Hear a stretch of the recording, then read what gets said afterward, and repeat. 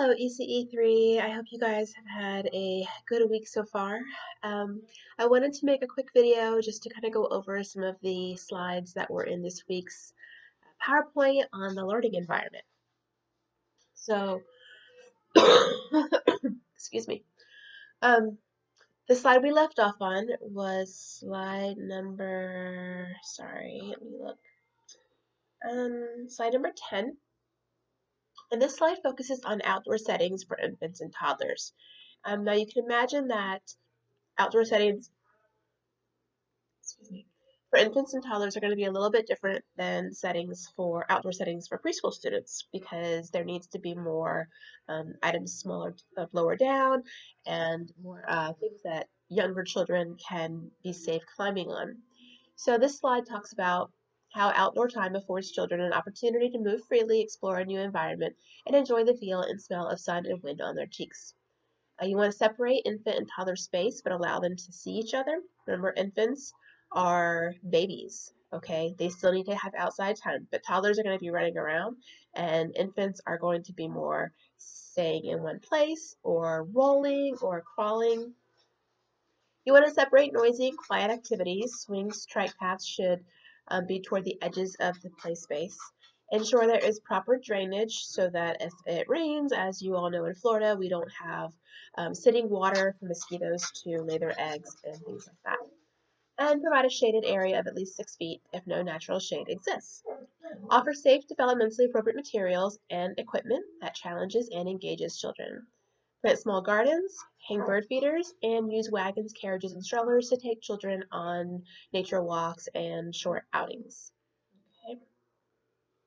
The next slide talks about how you're going to differentiate space and materials to support developmental learning goals for each of those young age groups. Okay, this is a slide that you do want to look over if you are working in the toddler room.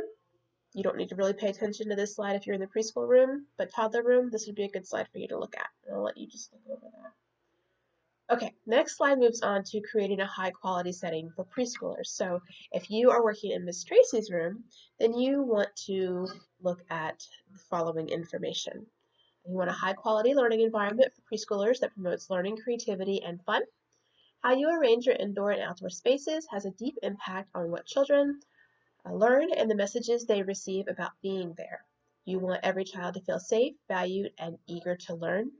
And your first consideration in creating the environment is to incorporate what you know about how preschoolers develop and learn into the design plan.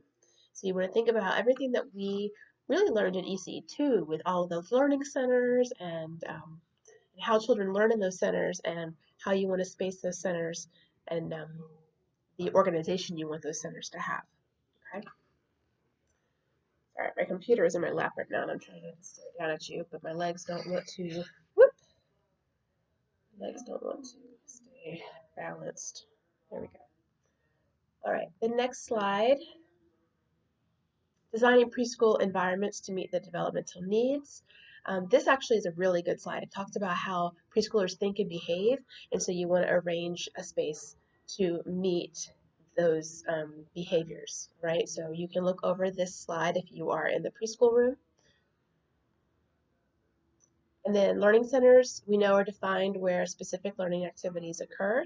The most effective way to incorporate the principles of child development is to divide the indoor space into these learning centers, which is what we do at WolfPups. It ensures that children are motivated to explore, experiment, and master learning goals and objectives. They support learning through play and help children progress as they attempt and accomplish tasks. They allow children to choose interesting activities and concentrate for extended periods of time, and provide room for them to play in pairs, small groups, or by themselves. And the next slide says, consider the children's needs, or their interests, make a list of possible learning centers and think about the opportunities the centers will provide. How will the centers and the stimulating materials they are stocked with help to develop the children's social and emotional development, cognitive development, and physical development?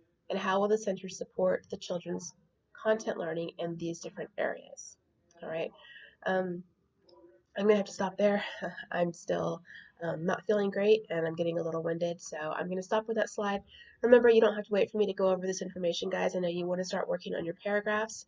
I just wanted to touch base with you all and make sure that you are getting this work done this week. Make sure that you're working on your learning environment paragraph. I also wanted to remind you all um, I also wanted to remind you all, because some of you turned in your healthy paragraph on a separate document, please make sure that you are continuing each paragraph. This week for healthy will be the last one for competency goal 1. But remember that all 3 of these paragraphs, the paragraph on safety, the paragraph on healthy, and the paragraph on learning environment, are all going to be one paper. So I would like for you to just to continue writing. They need to be separate. They need to be separate paragraphs. They need to be indented. Remember that they need to be double spaced. Besides that, though, from what I've read so far, you guys are doing a really great job.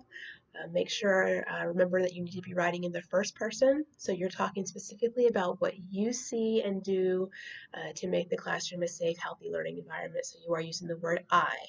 Don't say you, don't say we, don't be kind of in the third person. You need to write it from the first person perspective. Okay?